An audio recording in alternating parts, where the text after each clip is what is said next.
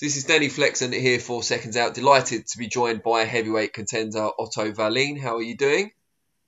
Very well, thank you. How are you?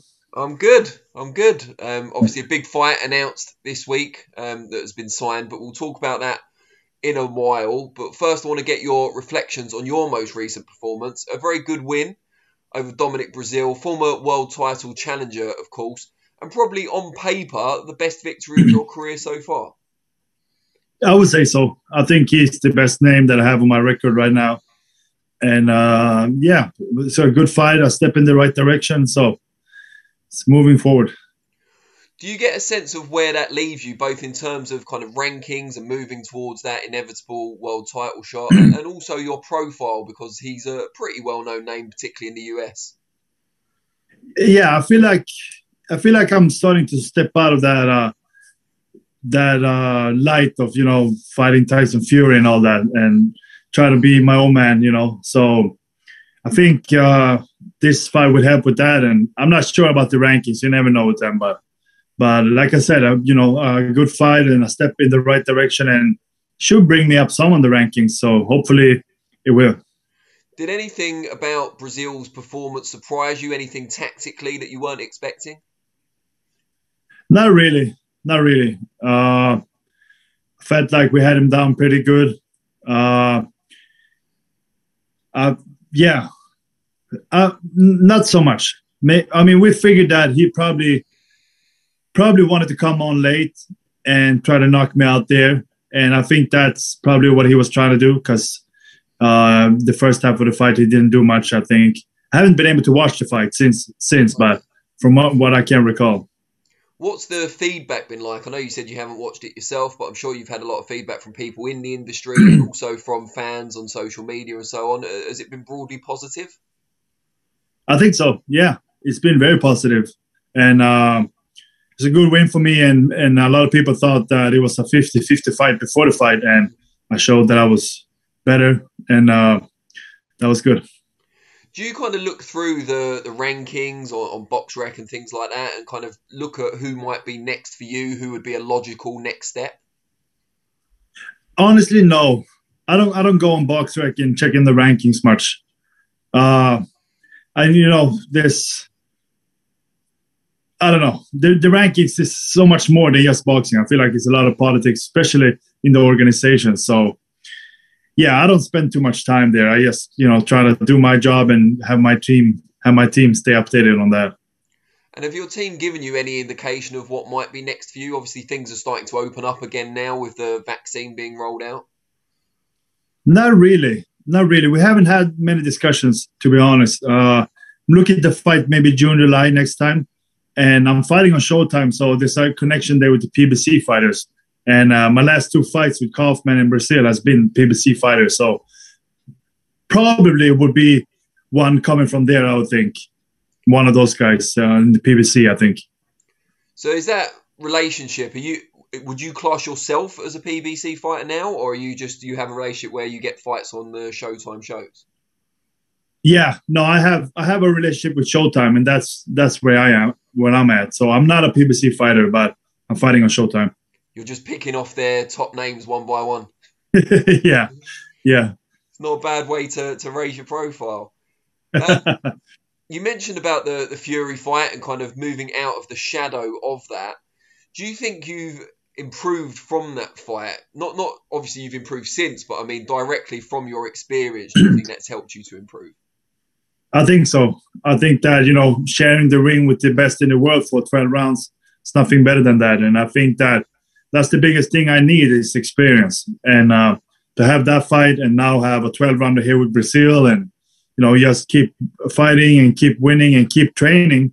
It's been, maybe 18 months since I fought Fury now. And I've been training the whole time and just trying to improve. And I'm getting great sparring here in New York. That was always something that was really hard to get over in Scandinavia, where I was living before.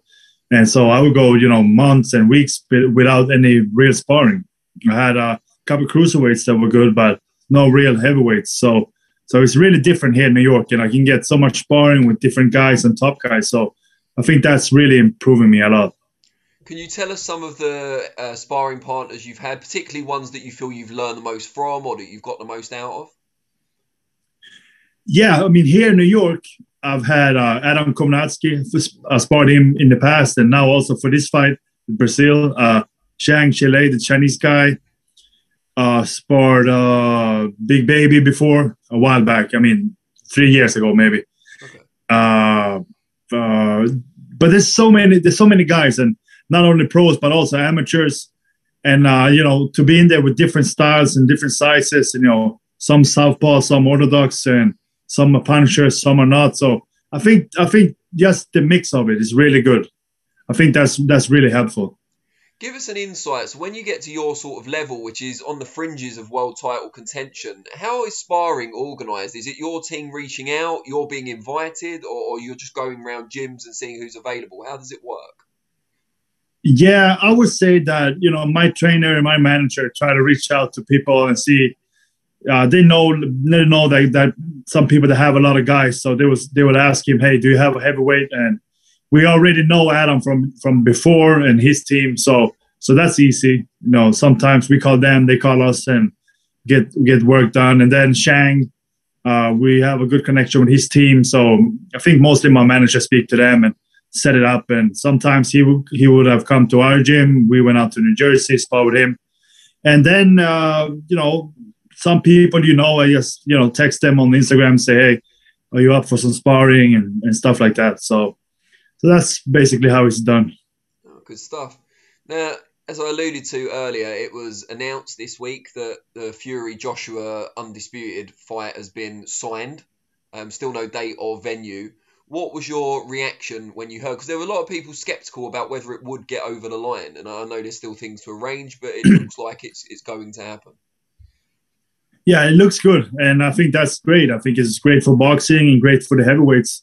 That, the best fighting the best, that's really important. And this is the best two heavyweights out there right now. So I think it's great for the sport, and I'm really looking forward to it.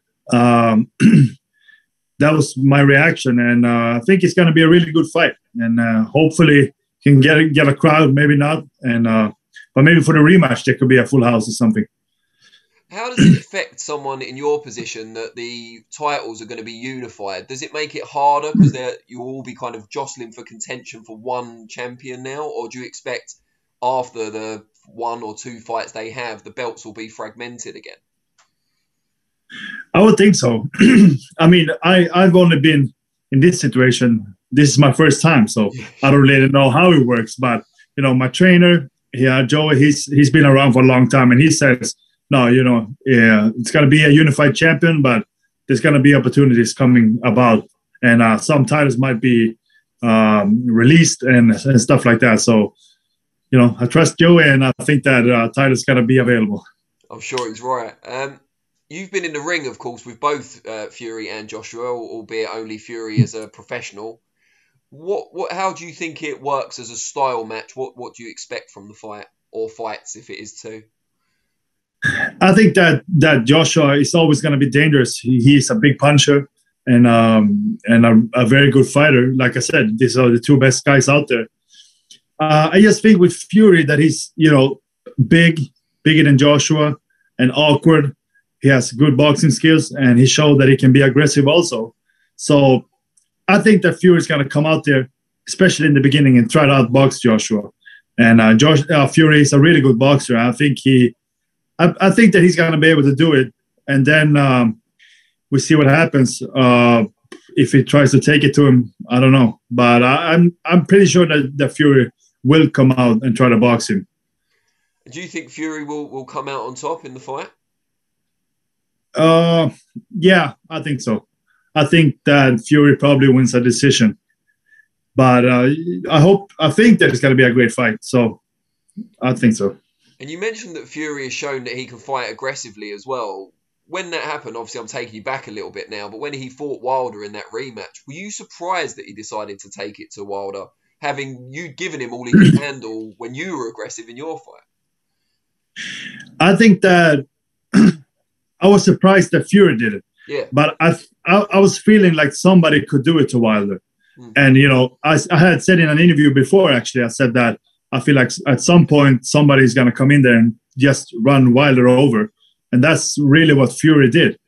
And Fury, he always says that he's going to come out there and knock the guy out, but then he comes out boxing anyways. But for this fight, he really was aggressive, and he did a great job with it.